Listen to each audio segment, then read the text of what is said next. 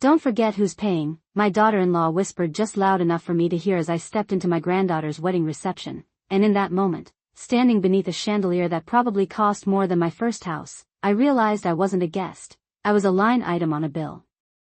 I didn't stop walking. I didn't turn my head.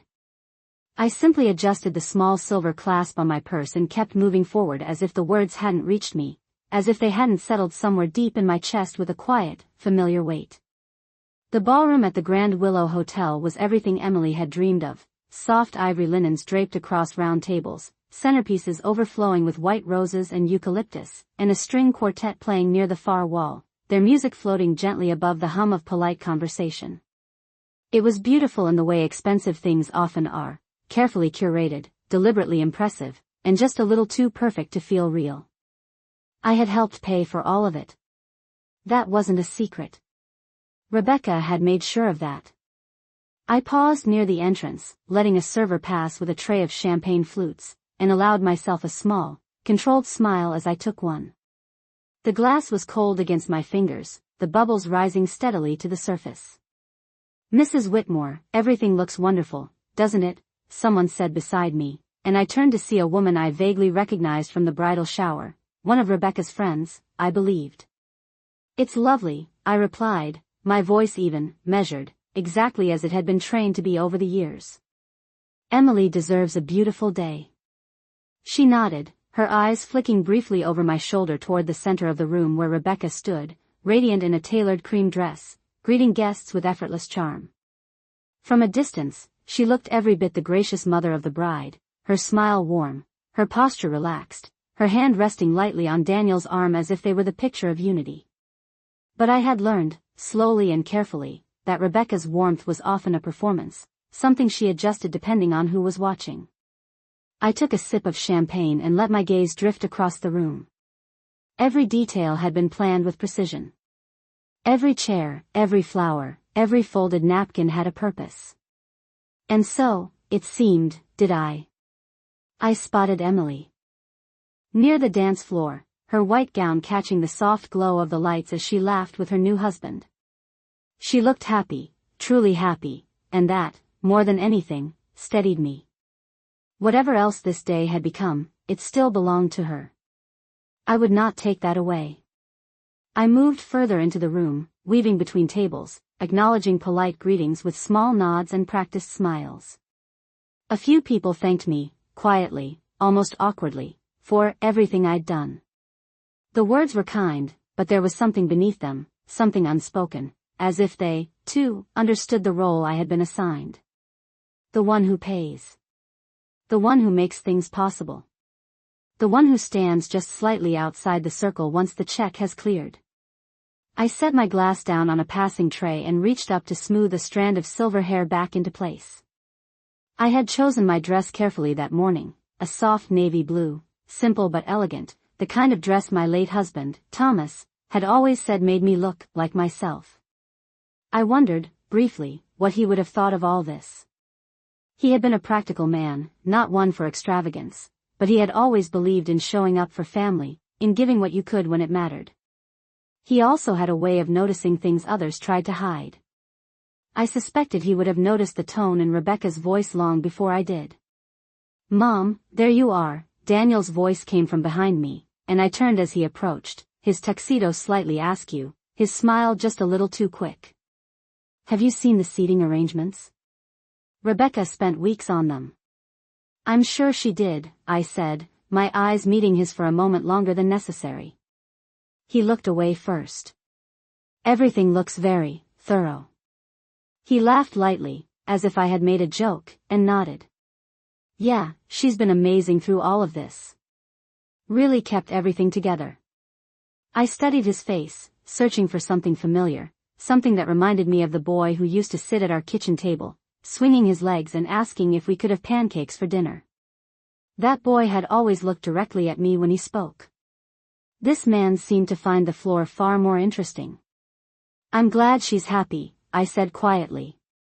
Daniel nodded again, already glancing past me toward Rebecca, as if pulled by an invisible thread. "I should get back," he added. "We're about to start the speeches." Of course, I replied, stepping slightly aside to let him pass. I watched him walk away, his shoulders straightening as he rejoined his wife, as if he were stepping back into a role he understood better than the one he had just left. The room began to shift as guests found their seats, the low hum of conversation settling into anticipation. I made my way to my assigned table, noting the small card with my name printed in delicate script. Margaret Whitmore, it read, with no additional titles, no mention of grandmother of the bride, no indication of anything beyond the name itself. It was a small detail, easily overlooked, but I had learned to pay attention to small details. I sat down, folding my hands neatly in my lap, and allowed myself one slow breath. Across the room, Rebecca leaned in close to one of her friends, her lips curving into a smile that didn't quite reach her eyes. For just a moment, I saw her glance in my direction, and I wondered if she thought I hadn't heard her earlier, if she believed those words had dissolved into the music and laughter like everything else. I lowered my gaze to the table, tracing the edge of the linen with my fingertips. Don't forget who's paying. It was such a simple sentence. So easy to dismiss. And yet, it told me everything I needed to know. I lifted my head again, my expression calm, composed, exactly as it should be. I had spent a lifetime understanding when to speak and when to remain silent. Tonight, I chose silence. But silence, I had learned, was not the same as ignorance. And as the first speaker stood and tapped gently on a glass, calling the room to attention, I made a quiet decision of my own. I would remember every word, every glance, every carefully hidden intention. Because if they wanted to remind me who was paying, then perhaps it was time I reminded them of something else entirely. The first toast began with polite laughter and the soft clinking of glasses, the kind of sound that usually signals warmth, but as I sat there listening, I noticed how often certain words repeated themselves, words like effort, planning, coordination, and most of all, investment, and each time they were spoken, Rebecca's name followed closely behind as if she alone had orchestrated the entire day from start to finish. I folded my hands more tightly in my lap, keeping my expression neutral as a man I did not know very well praised her for pulling everything together so beautifully, while Daniel nodded beside her, his smile fixed, his agreement automatic, almost rehearsed. No one mentioned the quiet meetings I had attended with vendors months earlier, the checks I had written without hesitation, or the conversations I had endured where every decision seemed to require my approval only until it was no longer convenient to ask for it. I did not need recognition, not truly, but I had not expected to feel so completely erased from something I had helped build from the ground up. I shifted slightly in my chair, glancing down at the place setting in front of me, the polished silverware reflecting the soft glow of the overhead lights, and for a moment, I saw my own reflection there, small and slightly distorted, as if even that was a reminder of how easily a person's presence could be reshaped depending on the angle from which they were viewed. When Rebecca stood to give her speech, the room quieted immediately, a collective attention settling over the guests as she lifted her glass and smiled with practiced grace, and I watched her carefully, not with suspicion, but with a kind of calm observation that had taken me years to learn. We wanted this day to be perfect for Emily, she began, her voice smooth, confident, carrying just enough emotion to feel sincere without ever becoming vulnerable, and as she spoke, she painted a picture of long nights spent planning, of careful budgeting, of sacrifices made to ensure every detail met her standards, and I noticed how the word "we" seemed to shift depending on what she was describing. When it came to decisions, it was always we, but when it came to effort, to control, to vision, it was always her. I kept my eyes on her, my face composed, even as I felt that same quiet weight settle deeper inside me, not sharp, not overwhelming, but steady, like something I had known for a long time and was only now allowing myself to fully acknowledge. A few guests glanced toward me during her speech, subtle, almost hesitant looks, as if they were waiting to see how I would respond, but I gave them nothing more than a small, polite smile, the kind that revealed nothing and invited no questions. I had learned that there was a certain power in not reacting, in allowing others to reveal themselves without interruption, and Rebecca, I realized, did not need any help from me to do exactly that. When the applause came, it was generous and warm, and she accepted it with a slight tilt of her head, her hand resting lightly against her chest in a gesture that suggested humility but did not quite reach her eyes. Daniel leaned in to kiss her cheek, and for a brief moment, the two of them looked like the picture of a successful partnership, united, aligned, entirely certain of their roles. I looked down at my hands again, noticing how still they were, how steady, and I realized that I was not hurt in the way I might have been years ago. I was not confused, either. What I felt was something quieter, something clearer. It was understanding. The pattern had been there for a long time, I could see that now, in the small moments that had seemed insignificant at the time, in the way decisions had gradually shifted away from me, in the way my contributions had been reframed as expectations rather than choices. This wedding was not the beginning of that pattern, it was simply the most visible expression of it. As the evening continued, I listened more carefully than I had before, not just to the words being spoken, but to the spaces between them, to the subtle shifts in tone and emphasis that revealed more than any direct statement ever could. I heard Rebecca explaining to a group of guests how she had managed the entire budget, how she had made everything work, and I noticed how she never once mentioned where that budget had come from. I heard Daniel agreeing with her, reinforcing her version of events with quiet nods and brief additions, and I saw how easily the story was accepted, how quickly it became the truth simply because it was the only version being told. I sat back slightly in my chair, allowing the sounds of the room to settle around me, the laughter, the music, the soft hum of conversation. And I let my gaze drift once more to Emily, who was now on the dance floor, her smile bright, her happiness genuine, untouched by any of this. That, I reminded myself, was what mattered most. And yet, even as I held on to that thought, I could not ignore the clarity that had begun to take shape within me, the quiet realization that I had allowed myself to be repositioned in this family, not through any single action, but through a series of small, consistent adjustments that I had accepted without question. I had believed that generosity would be met with respect, that support would strengthen connection, but what I was beginning to understand was that, in some cases, it simply created expectation. I lifted my glass again, taking a small sip, the champagne now slightly warmer than before, and I allowed myself one final, steady breath as I looked across the room at Rebecca, who was laughing now, her hand resting lightly on Daniel's arm once more. She looked comfortable, confident, certain of the narrative she had constructed, and for the first time that evening, I felt something shift within me, not outwardly, not in any way that anyone else could see, but internally, quietly, decisively. I did not need to correct her. I did not need to interrupt or confront or explain. Those things, I understood now, would only serve to reinforce the role she had already assigned to me. Instead, I would do what I had always done best. I would observe. I would remember. And when the time came, I would act, not from emotion, but from clarity, because if this evening had taught me anything, it was that the truth did not always need to be spoken in order to be revealed, and sometimes, the most powerful response was not the one delivered in the moment, but the one that came after everything else had settled, when the illusion had become too clear to ignore and the story they believed they were telling could no longer hold together under its own weight. The music shifted into something softer after the speeches, a slow melody that drew couples toward the dance floor, and I watched as Emily placed her hand in her husband's, her dress moving like light with every step, and for a moment, I allowed myself to focus only on her, on the joy. That had nothing to do with money or planning or quiet calculations hidden beneath polite conversation, but even as I tried to hold on to that moment, the sounds around me began to sharpen again, small fragments of conversation drifting closer than they should have, pieces of truth slipping through the careful surface Rebecca had built.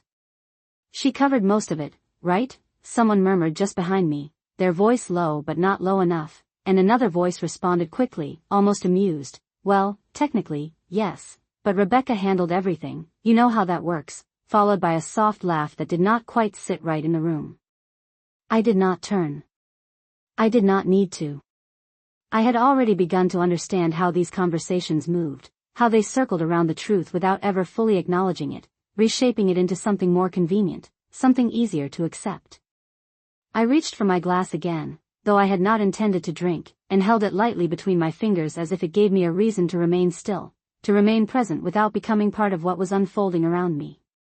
Across the room, Rebecca moved effortlessly from one group to another, her hand occasionally resting on a guest's arm, her laughter timed perfectly, her expressions shifting just enough to match whoever stood in front of her, and I realized that what I had once mistaken for warmth was, in fact, a kind of precision. She knew exactly what to show, and when to show it. And more importantly, she knew what to leave out. "Margaret," a voice said softly to my right, and I turned to see a man I had not noticed earlier, perhaps in his early 40s, dressed in a dark suit that looked slightly more practical than formal, his expression careful but not rehearsed in the same way the others had been. "I hope you do not mind me saying this, but everything here is impressive." I gave a small nod. "It is a beautiful event," I replied, keeping my tone steady, neutral. He hesitated for a moment, as if deciding whether to continue, then lowered his voice just slightly. "I work in event management," he added, almost as an explanation. "Things like this do not come together without significant resources." His eyes met mine briefly, and there was something in them that felt different, not pity, not curiosity, but recognition. I held his gaze for a second longer than necessary, then allowed a faint smile. "No, they do not," I said. He nodded once, as if that was enough, and stepped back, his role in the conversation complete, but his words lingered in a way the others had not. They did not try to reshape anything. They did not soften the truth. They simply acknowledged it. I watched him walk away, then let my attention return to the room, to the patterns that were becoming clearer with each passing minute.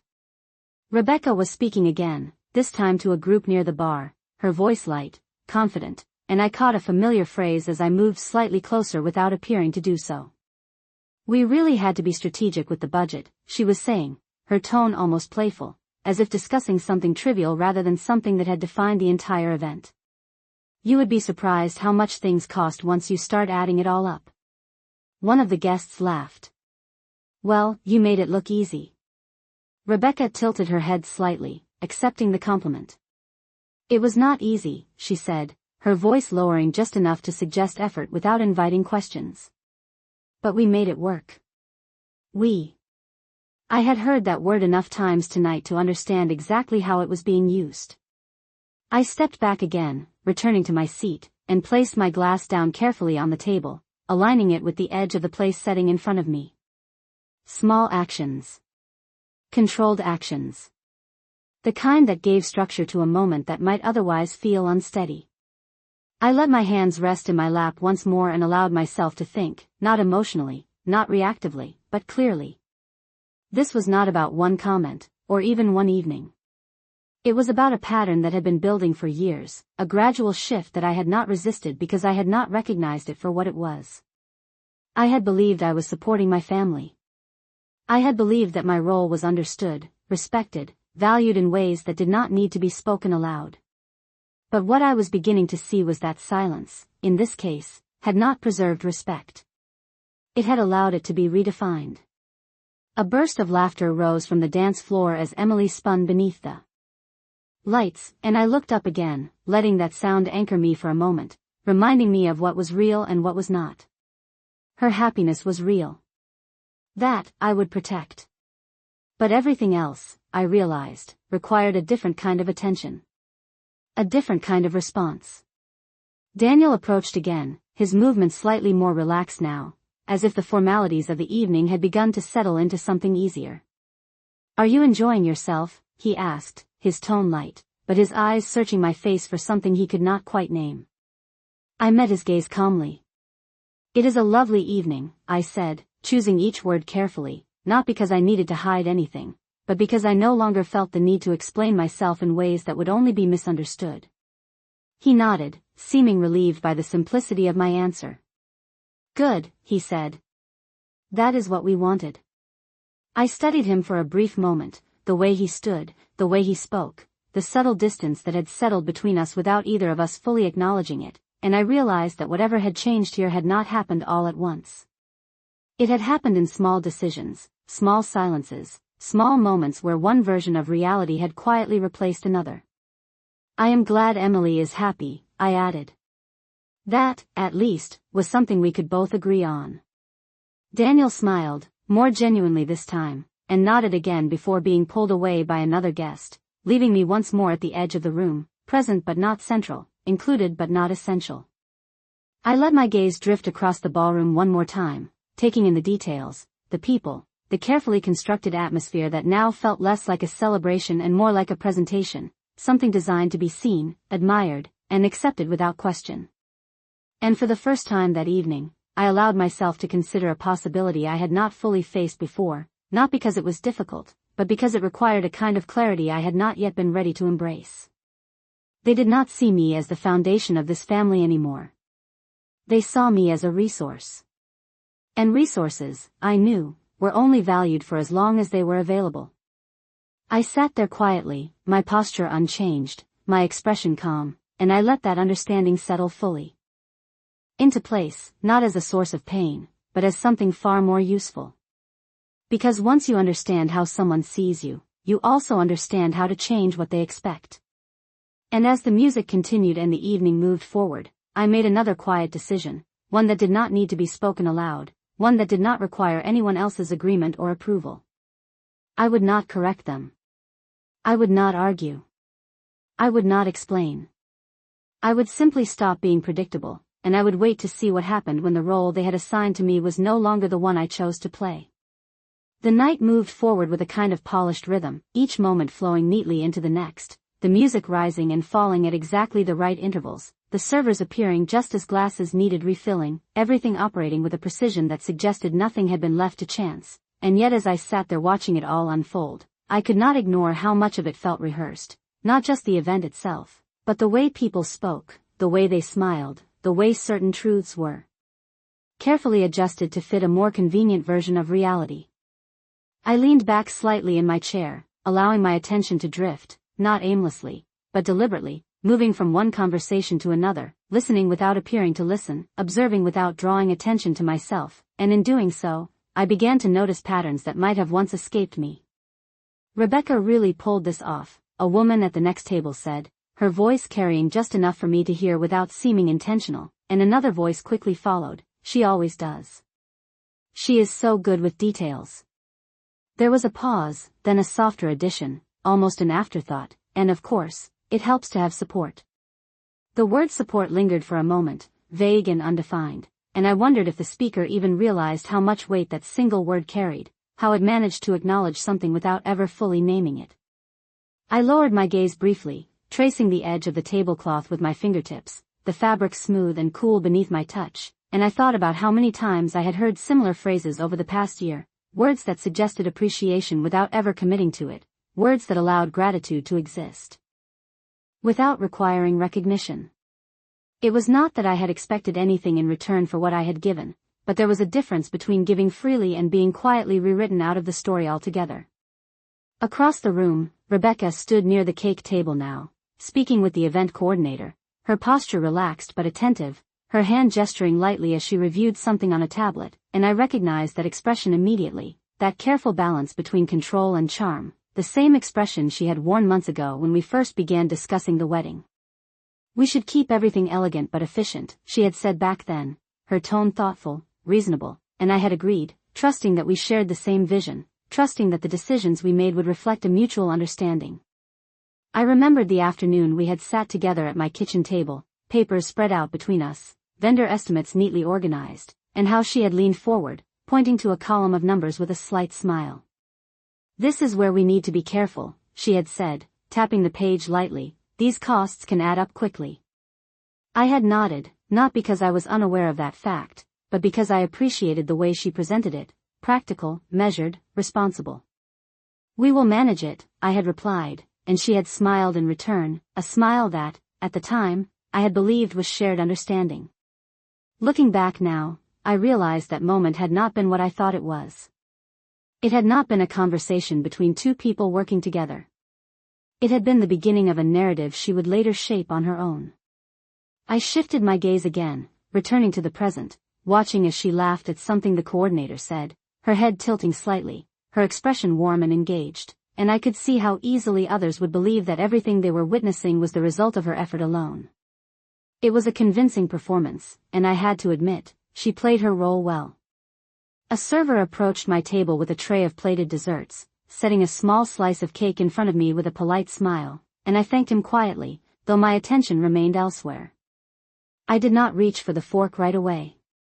Instead, I sat there for a moment, looking at the delicate layers of frosting.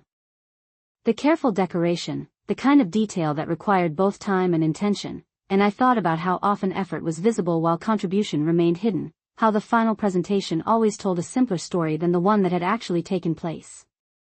"Grandma," Emily's voice broke gently through my thoughts, and I looked up to see her standing beside me, her cheeks flushed from dancing, her eyes bright with a happiness that felt untouched by everything else I had been noticing. "Are you enjoying everything?" she asked, her tone sincere, her hand resting lightly on the back of my chair. I smiled at her, and this time, the smile came easily, naturally. "It is beautiful," I said, meeting her eyes. "You look happy." She laughed softly, nodding. "I am," she said, and there was no hesitation in her voice, no underlying tension, just simple, genuine joy. I reached for her hand, giving it a gentle squeeze. "That is what matters," I told her, and I meant it. She lingered for a moment, as if she might say more, then glanced back toward the dance floor where her husband was waiting, and with one last smile, she moved away again, drawn back into the center of the celebration. I watched her go, and for a brief moment, the room felt lighter, less complicated, as if her happiness had created a space where everything else could fade into the background. But as the music shifted once more and the conversations resumed their quiet patterns, the clarity I had gained did not disappear. If anything, it became sharper. I thought about the months leading up to this evening, about the decisions that had been made, the conversations that had taken place, the way my role had gradually shifted from participant to provider without ever being openly defined, and I realized that none of it had been accidental. It had been subtle, yes, but intentional. The language had changed first, small adjustments in how things were described, how responsibilities were framed, how contributions were acknowledged. Then came the decisions, made more quickly, with less consultation, as if my agreement was assumed rather than requested. And finally, there was tonight, where the story had been presented in its final form, polished, complete, and entirely missing the parts that did not fit the version they wanted others to see. I sat there quietly, my posture unchanged, my expression calm, and I allowed that understanding to settle fully into place, not as something to resist, but as something to work with. Because once a pattern reveals itself, it also reveals its weaknesses. And as I lifted my fork at last, taking a small, measured bite of the cake, I realized that this evening had given me something far more valuable than recognition. It had given me clarity, and with clarity comes choice. I did not need to challenge the story they had created. I only needed to decide whether I would continue to support it, and as the sweetness of the cake faded and the sounds of the room carried on around me, I made that decision quietly, without urgency, without announcement, knowing that the most significant changes are often the ones that happen without anyone noticing at all. It was some time after the first round of dancing that the evening began to loosen its grip on formality, the careful structure softening into something more casual, more revealing, and I noticed how the conversations shifted along with it, how voices grew slightly louder, how people leaned in closer, how certain truths that had been carefully polished earlier in the night began to slip through in quieter, less controlled ways. I remained at my table, no longer trying to follow the event as a whole, but instead focusing on the smaller details, the moments that others overlooked, because I had come to understand that those were the moments that mattered most. "They really went all out," a man at the neighboring table said, gesturing toward the room with his glass, and the woman beside him nodded, her expression thoughtful. "Yes, but you know how these things work," she replied, her voice low but steady. "Someone always ends up carrying most of it." There was a pause, a brief exchange of glances between them, and then she added, almost casually, "I heard her mother-in-law covered a significant portion." I did not look up. I did not need to. I could feel the shift in the air, the way the truth hovered just beneath the surface, acknowledged but not fully embraced, as if saying it too clearly would disrupt the version of events everyone had already accepted. "Well," the man responded after a moment, "it all looks the same in the end, does it not?" His tone was not dismissive, just practical, as if the origin of something mattered less than its final appearance. The woman gave a small shrug. "I suppose it does." Their conversation moved on after that, drifting into something else entirely, but their words remained with me, not because they were surprising, but because they confirmed what I had already begun to see. I was not invisible. I was simply being edited. I let my gaze lift slowly across the room again, taking in the movement, the laughter, the effortless way Rebecca navigated the space, and I began to replay certain moments from the past year with a clarity I had not had before. The venue visit in early spring, when she had walked ahead of me through the ballroom, pointing out where everything would go, speaking with confidence as if the decisions had already been made, and I had followed quietly, offering my thoughts only when asked, believing that my restraint was a form of respect. The afternoon we met with the caterer, when she had taken control of the conversation, discussing menu options and guest preferences while I sat beside her, listening, nodding, trusting that my presence was understood even if it was not constantly acknowledged. The final meeting with the planner, when she had referred to the budget as something we had finalized together, even though I had been the one to approve each number, each increase, each adjustment without hesitation. At the time, none of it had seemed unusual. It had felt like a natural division of roles. But now, sitting here, I could see how those roles had been shaped, how they had been defined in ways that benefited one version of the story more than the other. "Margaret," a soft voice said from my left, and I turned to see a woman I recognized from church, someone I had known for years but had not expected to see here. Her name was Helen, and she had always had a way of speaking plainly without being unkind. "I have been looking for you," she said, taking the seat beside me without waiting for an invitation, her expression gentle but direct. "It is quite a night, is it not?" I gave a small nod. "It is," I replied. She studied me for a moment, not intrusively, but with a kind of quiet attentiveness that suggested she was not interested in the surface of things. "You have done a great deal for this family," she said, her voice steady, not a question, not even a compliment, just a statement. I met her gaze, holding it for a brief second before responding. "I have done what I felt was right," I said. She nodded once, as if she expected that answer. "Yes," she said. "You always do." There was a pause, and then she leaned back slightly in her chair, her eyes moving across the room before returning to me. "Sometimes," she continued, her tone thoughtful, "people become accustomed to what is given to them, and in that familiarity, they begin to believe it was always theirs to begin with." Her words were simple, but they landed with a clarity that did not require explanation. I felt something settle into place, not sharply, not painfully, but firmly, like the final piece of something I had been assembling without fully realizing it. "That is an interesting way of putting it," I said quietly. She gave a small, knowing smile. "It is not meant to be interesting," she replied. "It is meant to be accurate." I allowed myself a faint smile in return, not because the situation had changed, but because my understanding of it had.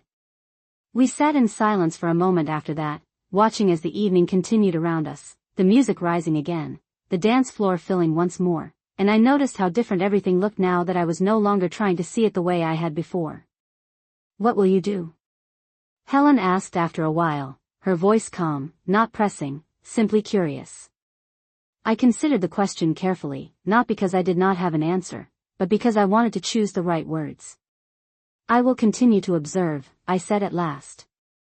"And then I will decide."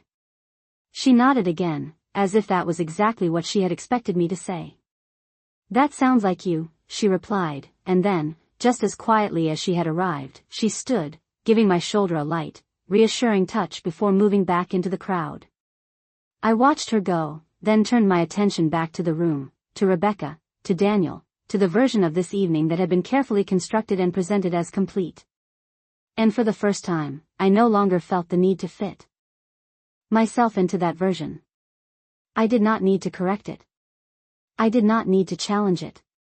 I only needed to step outside of it and decide what came next. Because the truth, I had realized, was not something that needed to be announced in order to exist.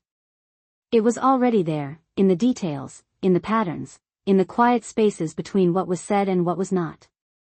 And now that I could see it clearly, I understood something else as well. If they had built this story on the assumption that I would always play my part, then they had made a mistake, not a loud one, not an obvious one, but a significant one.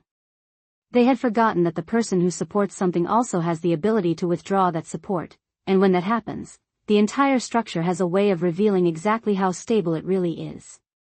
By the time the evening began to settle into its final hours, the energy in the room had shifted once again, no longer formal, no longer carefully controlled, but relaxed in a way that allowed people to speak more freely, and I noticed how that freedom revealed things that had been carefully hidden earlier in the night. I remained where I was, no longer feeling out of place, but instead positioned exactly where I needed to be, just far enough from the center to see everything clearly without being pulled into it. The music had softened, the lights dimmed slightly, and small groups had formed across the ballroom, conversations weaving together in a quiet, steady rhythm that no longer required attention to every word, only to the tone beneath them. I watched as Rebecca moved through those groups, still composed, still smiling, but with a subtle difference now, a slight edge in her movements, as if maintaining the performance required more effort than it had earlier. It was not obvious. Most people would not have noticed. But I did. Because once you begin to see patterns, you cannot unsee them. "We still need to finalize a few things next week," I heard her say to someone near the bar, her voice lower now, less polished, more direct. "There are some outstanding balances that need to be cleared." The word balances lingered in the air, heavier than the others, and I felt a quiet sense of confirmation settle within me. This was not over for her. This evening, for all its appearance of completion, was still part of a larger structure, one that depended on something that had not yet been fully secured. I did not move. I did not react. I simply listened. Daniel stood beside her, his posture slightly tense, his agreement quieter now, less automatic, as if he, too, sensed that something was shifting, though perhaps he did not yet understand what it was. "We will handle it," he said, his voice steady but not entirely certain, and Rebecca gave a small nod, her expression tightening for just a fraction of a second before smoothing out again into something more presentable. I turned my gaze away, allowing the moment to pass without acknowledgement, but I did not forget it. I would not forget anything from this evening. Because it had given me exactly what I needed, not in words, not in direct statements, but in patterns, in behavior, in the quiet alignment of details that no longer required interpretation. A server approached once more, offering coffee, and I accepted a cup, more for the warmth than for the drink itself, holding it carefully as I allowed my thoughts to settle into something more structured, more deliberate. I began to consider what came next, not impulsively, not emotionally, but with the same quiet precision I had used throughout my life whenever something required careful handling. I thought about the accounts I had access to, the documents that had been signed over the years, the decisions that had been made under the assumption that they would continue indefinitely without question. I thought about the conversations I had postponed, the details I had not fully reviewed, the things I had allowed to remain in the background because I had trusted that they did not require my attention. And I realized that trust, in this case, had not been misplaced. It had simply been unexamined. That would change. I lifted the cup to my lips, taking a small sip, the bitterness grounding in a way that felt appropriate, and I allowed myself one brief glance toward Rebecca again. She was speaking with the event coordinator once more, her tone controlled, but I could see the slight tension in her shoulders now, the way her smile no longer came as easily as it had earlier in the evening. She was managing something. Adjusting something. Perhaps she believed it was a minor issue, something that could be resolved with a few conversations, a few reassurances. Perhaps she believed it would follow the same pattern as everything else had so far. That assumption, I understood now, was the foundation of everything she had built. And it was also where she had made her mistake. Because patterns only hold as long as they remain unchanged. I set the cup down gently, aligning it with the edge of the table once more, the small act of order reinforcing the clarity of my thoughts, and I allowed myself to sit back slightly, my posture relaxed, my expression calm, entirely at ease in a way that might have seemed unremarkable to anyone watching. But internally, something had shifted completely. I was no longer reacting to what was happening around me. I was preparing for what would happen next. The difference between those two states, I knew, was everything. The music began to fade as the evening drew closer to its end, guests gathering their things, offering final congratulations, moving toward the exits in small clusters, their conversations lighter now, their focus already shifting beyond the event itself. I remained seated for a moment longer, allowing the room to empty just slightly before standing, smoothing the fabric of my dress with a quiet, practiced motion. As I made my way toward the exit, I passed Rebecca and Daniel near the doorway, and Rebecca turned toward me with a smile that was almost perfectly composed, almost. "Margaret," she said, her tone warm, her eyes searching mine for something she could not quite define. "I hope you enjoyed everything. It really meant a lot to us that you were here." I met her gaze steadily, my expression unchanged, my voice calm. "It was a beautiful evening," I said. I let the words settle there, simple, complete, offering nothing more and nothing less than what they were. She held my gaze for a moment, as if waiting for something additional, something confirming, but when it did not come, she gave a small nod, her smile tightening just slightly at the edges. "Good," she said. "That is what we wanted." Daniel stood beside her, silent, his expression unreadable, and for a brief moment, I looked at him, really looked at him, not as he was now, but as he had been, as he might have been, and then I let that image go. Because what mattered now was not what had been, but what would be. I stepped past them without hesitation, moving toward the exit, the cool air of the hallway a quiet contrast to the warmth of the ballroom behind me, and as I walked, I felt no urgency, no anger, no need to confront or explain. Only clarity. And with that clarity came a decision, fully formed now, no longer abstract, no longer tentative. I would not continue as I had before. I would not allow assumptions to stand unchallenged simply because they had been convenient. I would review everything. I would understand everything. And then, when the time was right, I would act, not loudly, not publicly, but precisely, in a way that would not require explanation because the outcome would speak for itself. I reached the doors, pushing them open gently, stepping out into the quiet night, the sounds of the reception fading behind me, and as the cool air settled around me, I realized that for the first time that evening, I was not thinking about what had happened. I was thinking about what would happen next, and more importantly, I was certain that whatever it was, it would be on my terms. The drive home was quiet in a way that did not feel empty, but deliberate, as if the silence itself had something to say and I simply needed to listen to it without interruption, the soft hum of the engine steady beneath me as the city lights passed by in slow, measured intervals, each one marking a transition from what had been to what would come next. I kept both hands on the steering wheel, my posture relaxed, my thoughts clear, not scattered or reactive as they might have been in the past, but ordered, precise, each realization settling into place with a kind of quiet certainty that did not require urgency to be effective.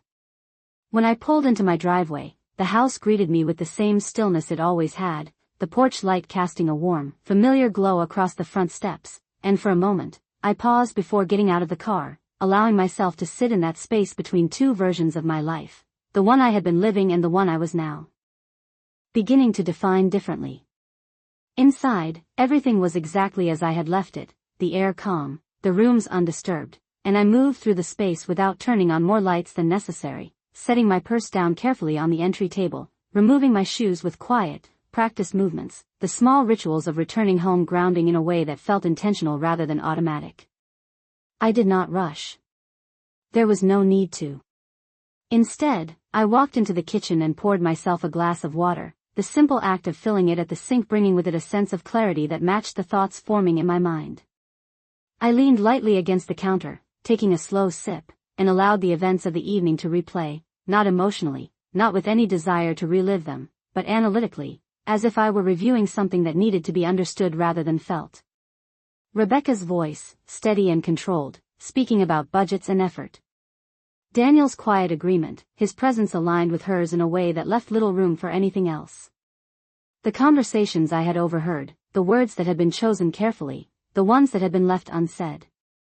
And beneath all of it, the assumption, consistent and unchallenged, that I would continue exactly as I always had. I set the glass down on the counter and moved toward the small desk near the window, the one I had used for years to keep track of bills, documents, and anything else that required attention, and I sat down, pulling open the top drawer with a steady hand. Inside, everything was in order, neatly arranged, labeled, exactly as I preferred it, and I reached for a folder that I had not opened in some time, one that contained records I had once reviewed regularly but had allowed to remain untouched in recent months. Not out of neglect, but out of trust. I placed the folder on the desk and opened it slowly, flipping through the pages with careful attention, not searching for anything specific, but reacquainting myself with the details I had allowed to fade into the background. Account statements. Property records. Investment summaries. Each page represented a decision, a responsibility, a level of control that I had never fully relinquished, even if I had allowed others to believe otherwise.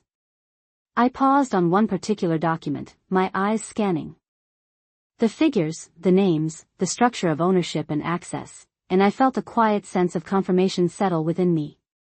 The foundation was still intact. Nothing had been taken. Nothing had been changed beyond what I had permitted. That, more than anything, mattered. Because it meant that whatever assumptions had been made about my role, they had not extended to the reality of what I actually held. I closed the folder gently, resting my hand on top of it for a moment, not out of hesitation, but as a way of acknowledging the shift that had taken place. I was no longer operating on habit. I was operating on awareness. I stood then, carrying the folder with me into the living room, where I placed it on the coffee table, not hidden, not put away, but visible, present, as if it belonged there now in a way it had not before. I sat down on the sofa, my posture relaxed, my mind already moving ahead, considering the next steps not as reactions, but as decisions that would be made deliberately, with full understanding of their impact. I thought about the accounts I would review in detail the following morning, the calls I would make, the questions I would ask, not confrontationally, not emotionally, but precisely, ensuring that every assumption that had been made about my continued involvement would be brought into clear focus. I thought about the structure of things, the way access had been arranged, the permissions that had been granted, and how easily those could be adjusted without creating any immediate disruption, without drawing attention, without requiring explanation. Because not all changes need to be announced in order to take effect.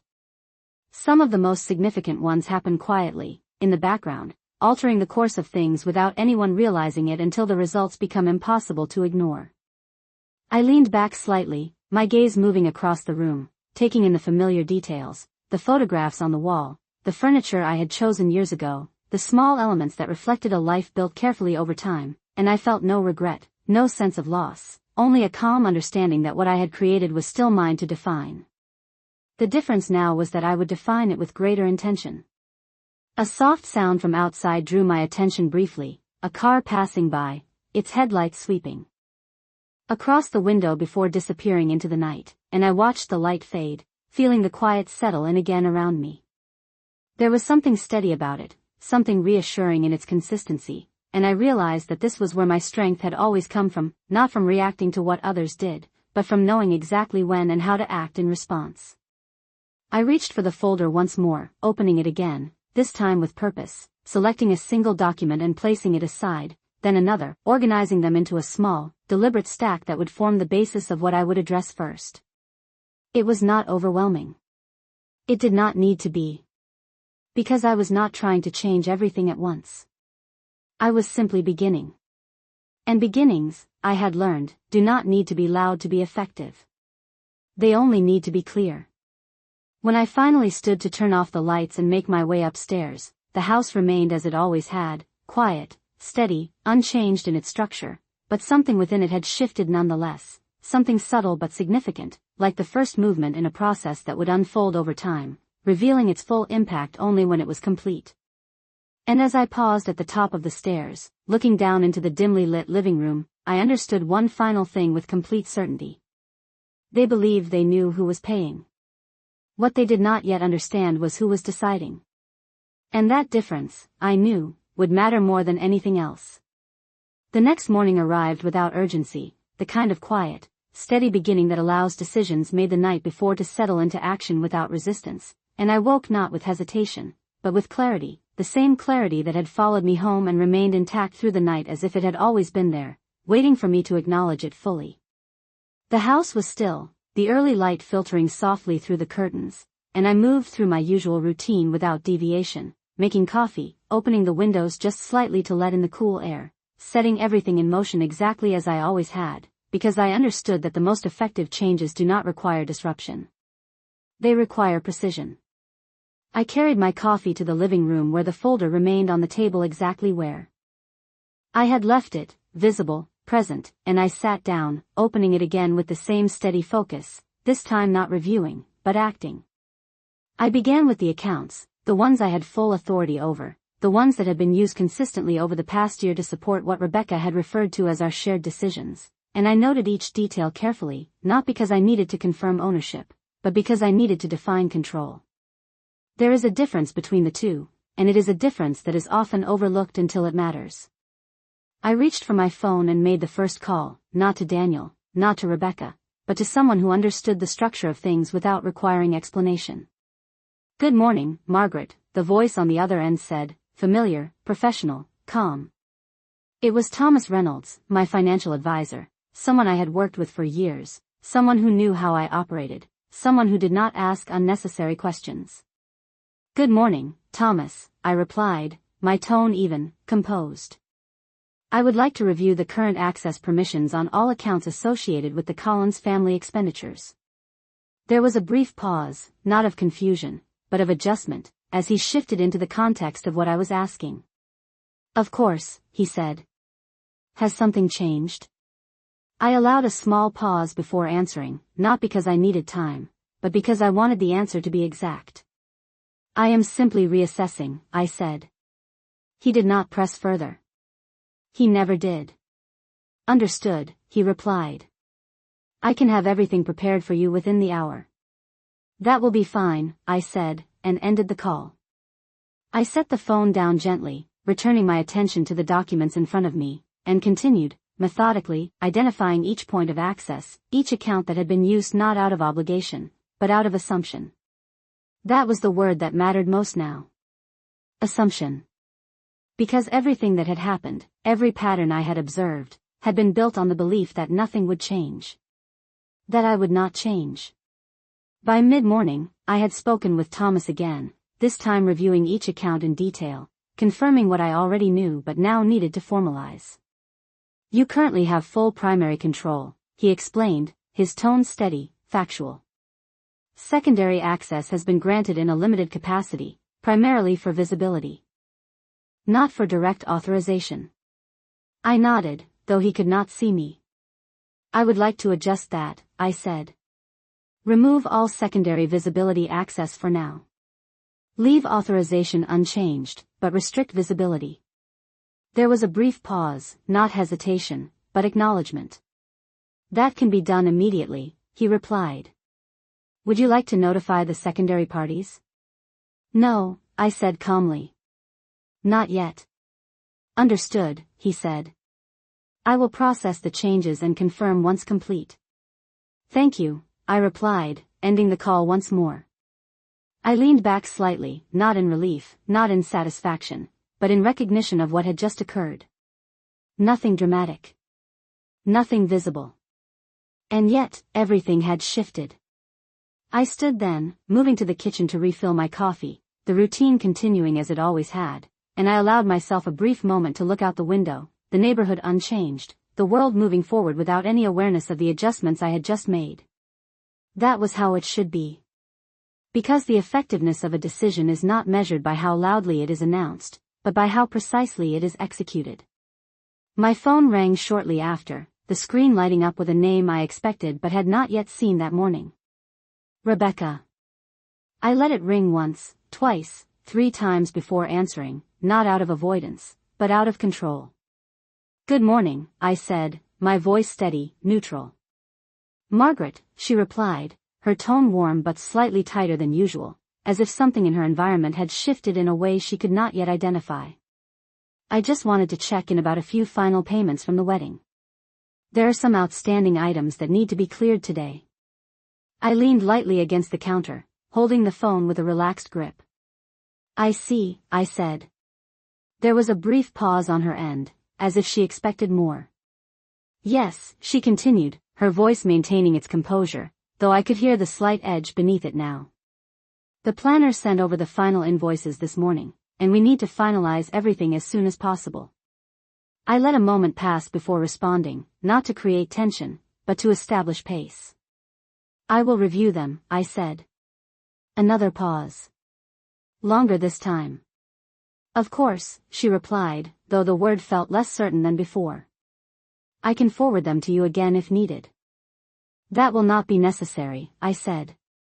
"I will look into it and get back to you." I ended the call without additional explanation, placing the phone down gently on the counter, and I stood there for a moment, not thinking about what had just been said, but about what had not. There had been no assumption in her tone this time.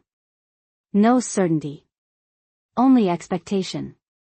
And expectation, I knew, is something that can change very quickly when it is no longer met.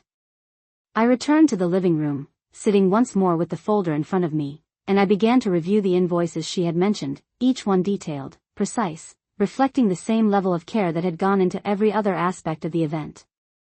But this time, I was not reviewing them as a participant. I was reviewing them as the one who would decide whether they would be approved.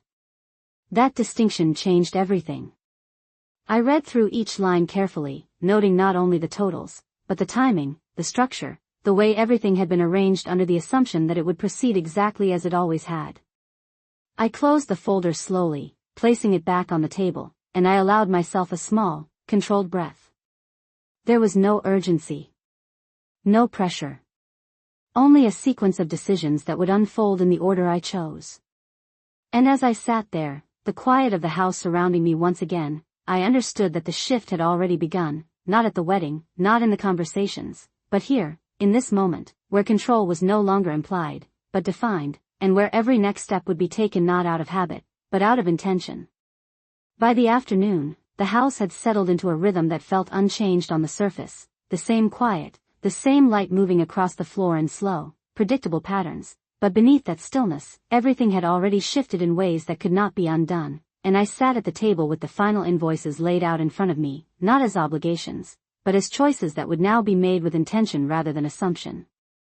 I read each document again, slowly, carefully, not searching for errors, but understanding the structure, the timing, the way everything had been arranged to move forward without interruption, and I noticed how each invoice carried the same underlying expectation, that approval was not a question, but a formality.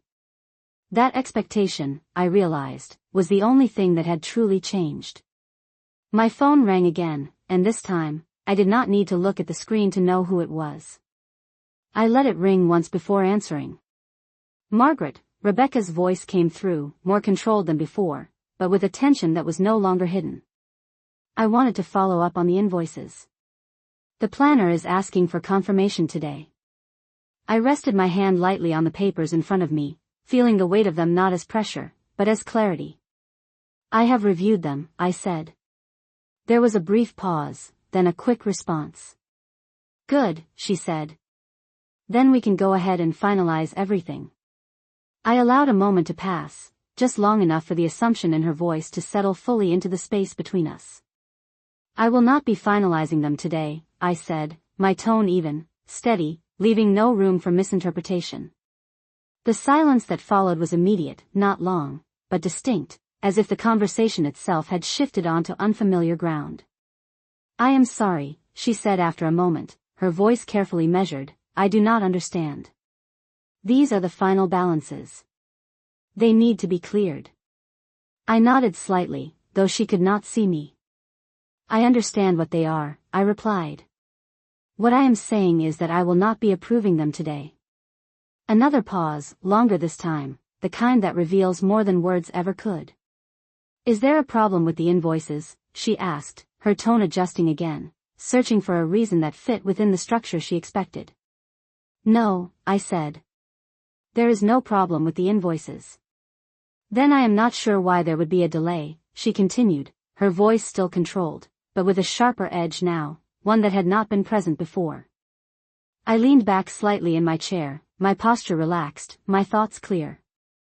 Because I am reviewing all related accounts and expenditures before making any further decisions, I said. The words were simple, direct, and for the first time in our conversation, there was no shared language to soften them, no assumption to carry them forward. There was only the statement itself. Margaret, she said, and this time, the warmth in her voice was gone entirely, replaced by something more precise, more cautious. We have already gone over all of this. Everything was agreed upon. I let that statement settle for a moment before responding.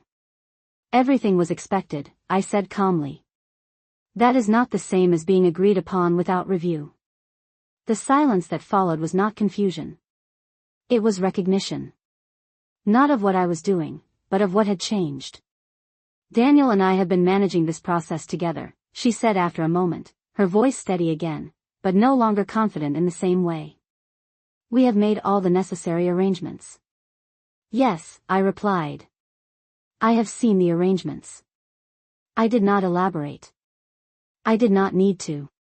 The meaning was clear enough without additional explanation. Then I do not understand why this is becoming an issue now, she said, and for the first time, there was a hint of frustration in her tone, controlled, but present. I considered her words carefully, not because I needed to justify anything, but because I wanted to respond with precision. It is not an issue, I said. It is a decision. Another silence, shorter this time, sharper. And when will that decision be made? She asked. I glanced down at the invoices once more, then back toward the window, where the light had shifted slightly, marking the passage of time in a way that felt steady, unhurried. When I have completed my review, I said. I will let you know. I ended the call before she could respond, not abruptly, not dismissively, but with the same calm finality that had defined every other action I had taken since the night before. I placed the phone down on the table and sat there for a moment, not reflecting on the conversation, but acknowledging what it represented. This was the first point at which the pattern had been interrupted. Not dramatically. Not publicly. But clearly. And that clarity would have consequences. I knew that. I expected it. But I also understood something else. Consequences, like assumptions, only carry weight if you allow them to. I gathered the invoices into a neat stack, aligning the edges carefully, and placed them back into the folder, closing it with a quiet, deliberate motion. The next steps were already forming in my mind, not as reactions to what had just happened, but as part of a sequence I had already begun to follow. There would be more conversations. There would be more questions. Perhaps even attempts to restore the pattern that had been so reliable for so long. But I would not return to it. That, I had already decided. I stood, carrying the folder with me to the desk, placing it there alongside the documents I had reviewed earlier, and I allowed myself one final glance at the phone, now silent, waiting, as if expecting the next move. I did not reach for it. I did not need to. Because the next move was no longer theirs to make. And as I turned away, stepping back into the quiet rhythm of the house, I understood with complete certainty that the shift was no longer internal. It had begun to take shape in the world around me, subtle but undeniable, and from this point forward, everything that followed would reveal exactly how much of what they believed had ever truly been under their control.